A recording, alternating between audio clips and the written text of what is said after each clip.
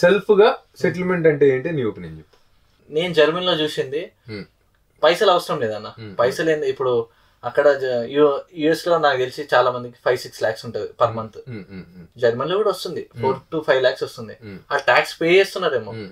కానీ నేను చూసిన ఈ కంట్రీలో అన్ని బెనిఫిట్స్ ఉన్నాయన్న.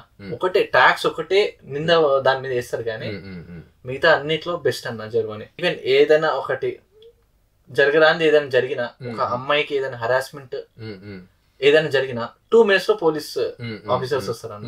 2 minutes కాల్ చేసినామంటే 2 minutes లో వచ్చేస్తారు. సో నా దృష్టిలో సెటిల్మెంట్ అనేదన్న, ఫర్ సపోజ్ నాకు 2 lakhs శాలరీ వచ్చిందన్న, నా ఖర్చులు ఎంత ఉన్నాయో నాకు తెలుసు అన్న. దాని తగ్గట్టు నా ఖర్చులకు తగ్గట్టు నాకు ఒక salary and work life balance ఉండాలి. వీక్లీ అంటే బయట కంట్రీస్ లో అయినా ఈవెన్ ఇండియాలో అయినా కొన్ని ప్లేసెస్ నడుస్తున్నాయి అట్లా. వీక్ మొత్తం వర్క్ చేస్తారు, మంత్ మొత్తం వర్క్ చేస్తారు, హాలిడేస్ వీకెండ్స్ ఏమి ఉండవు. అట్లా కాకుండా మన లైఫ్ పర్సనల్ లైఫ్ కూడా టైం ఇచ్చే విధంగా ఉంటే అది నా దృష్టిలో సెటిల్మెంట్.